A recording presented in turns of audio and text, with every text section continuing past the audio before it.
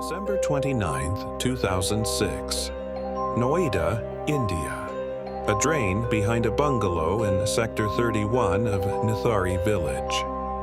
A community welfare officer and two grieving fathers have forced the local police to finally take a look. What they found in that drain could not be unseen. 15 skulls, dozens of bones, decomposed clothing, the remains of children who had been reported missing by their families for over 2 years. Families who had walked into police stations, filed reports, begged for help, and been sent home with nothing. The children had been there all along, behind a bungalow on a main road, for 2 years. What followed was an investigation, 2 arrests, multiple death sentences, nearly 2 decades of legal battles, and in 2023, an acquittal that raised a question the Indian justice system still cannot answer. If they didn't do it, then who did? Welcome to the Grim Archive. Before we talk about the accused, before we talk about the investigation, before we talk about the courtrooms and the failures and the questions that still have no answers, we talk about the children. They came from Nithari village, a dense working-class settlement on the edges of Noida, one of India's fastest-growing cities at the time. Their parents were migrant laborers, domestic workers, rickshaw pullers, people who had come to Noida looking for something better. Rimpa Halder was 14 years old when she disappeared on the 8th of February 2005. Her parents went to the police. They were told she had probably run away. They went back, again and again. The police filed nothing.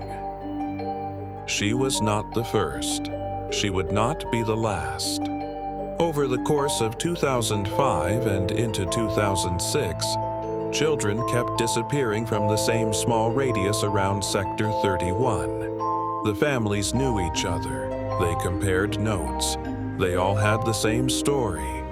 A child who left for school or a nearby shop or a neighbor's house and never came back, and they all had the same experience at the police station. Dismissed, ignored, sent home. The police told them the children had eloped, run away, been trafficked to another city, anything but the truth that was decomposing in a drain, 100 meters from where they filed their reports. Payal Sarkar was 20 years old. She told her father she was going to the bungalow of a businessman in Sector 31 on the 7th of May, 2006. She never came home. Her father went to the police. They refused to register a complaint. He went back every day for a month. He approached the senior superintendent of police directly. Only then, under direct order, did the police file a missing persons report. It was that one report, filed by one father who refused to stop, that eventually broke open everything. The bungalow at D5, Sector 31, was not hidden. It sat on a main road. Moninder Singh Pandar was a wealthy industrialist, well known in the area. His domestic servant, Surinder Kohli, had lived and worked there throughout the entire period of disappearances. The families of the missing children had mentioned the house. Some had gone there themselves. Kohli had answered the door and denied knowing anything. The local police had done nothing. For over 2 years, nothing. When Payal's case finally forced a formal investigation, the police traced her mobile phone records. The last call entries led them directly to Kohli. He had contacted Payal the day before she disappeared. Ponder was picked up on the 26th of December 2006. Kohli on the 27th. On the 29th, two grieving fathers and a community leader went to the drain behind D5 themselves.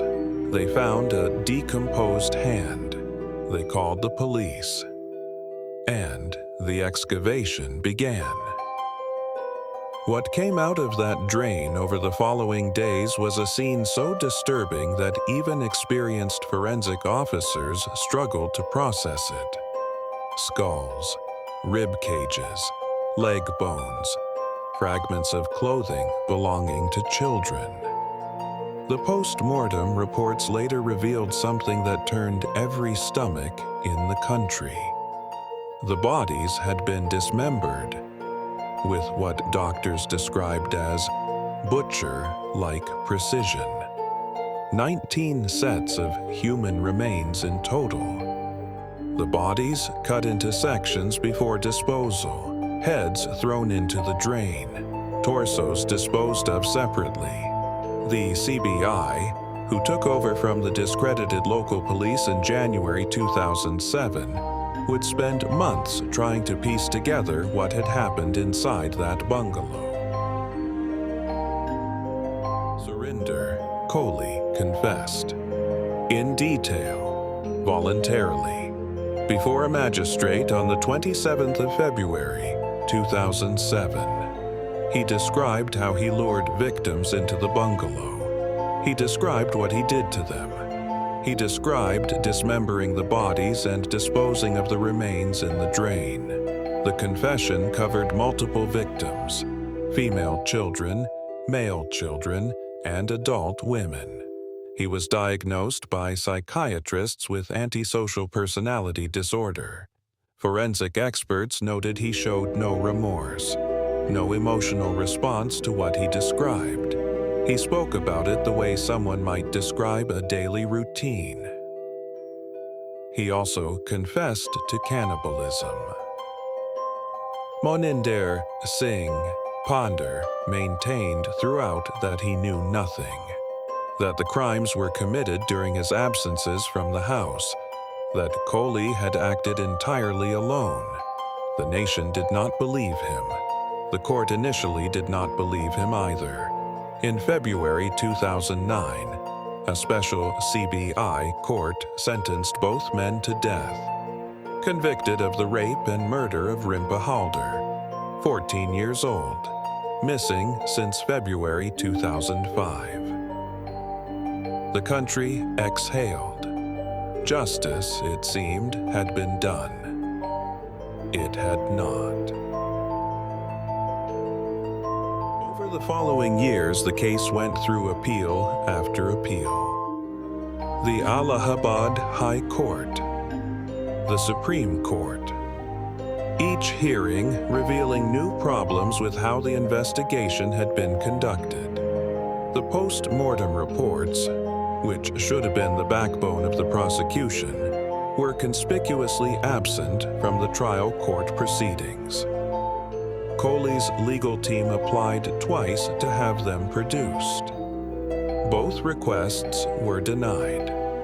The Women and Child Development Ministry, during their own independent review, had recommended investigators look into an organ trade angle. The surgical precision of the dismemberments had raised serious questions. A doctor in the area had previously been under suspicion in connection with a kidney racket. The organ trade angle was never investigated, not once. The CBI, even after 60 days of custody, was unable to find physical evidence against Kohli beyond his confession. A confession that his defense would later argue had been extracted under torture. In 2014, the Supreme Court commuted Kohli's death sentence to life imprisonment. And then, in October 2023, the Allahabad High Court acquitted Kohli in 12 of the cases against him. The judgment used specific language. The investigation had been, quote, botched up. evidence collection norms had been, quote, brazenly violated. The failure to investigate the organ trade angle amounted to, quote, a betrayal of public trust. Pander had already been acquitted in most cases on grounds of insufficient evidence. In November 2025, the Supreme Court upheld Coley's acquittal in the last remaining case and ordered his immediate release. Both men walked free after nearly 2 decades in custody, and the 19 sets of remains in that drain still have no confirmed killer. Here is what we know for certain. 19 people, most of them children, were murdered in or around a bungalow in Noida between 2005 and 2006. Their families reported them missing. The police did nothing. Their remains were found in a drain. Here is what we do not know. We do not know if Coley's confession was genuine or coerced. We do not know if Pander knew what was happening under his roof. We do not know if there were other people involved. We do not know if the organ trade angle connects to the murders or is a coincidence. We do not know who killed those children. The investigation that was supposed to answer these questions was, by the High Court's own finding, botched. Evidence was mishandled. Post-mortem reports were withheld. Leads were not followed. A man spent 18 years in custody. On the basis of a confession the court ultimately found insufficient. The families of the victims have closure on nothing. They know their children are dead. They do not know, with any legal certainty, who killed them or why. In a country of 1.4 billion people, with one of the world's largest law enforcement infrastructures, 19 children from a migrant village were murdered over the course of 2 years, while their families begged for help.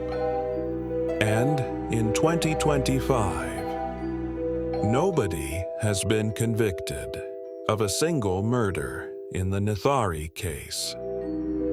One conviction remains under final appeal. 1 out of 19 deaths. The rest are, in the eyes of Indian law, unsolved. The Nithari case is not just a story about a killer. It is a story about what happens when the state decides that certain lives are not worth protecting. The children of Nithari village were poor. Their families were migrants. They had no political connections, no social capital, no one whose phone call would be returned. And because of that, they disappeared, one by one, into a drain behind a bungalow on a main road, while their families walked into police stations and were turned away. Rimpa Halder was 14. The archive does not forget them. If this is the kind of story that matters to you, this channel was built for you. Subscribe to the Grim Archive. New cases every week, the ones that deserve to be remembered. We'll see you in the dark.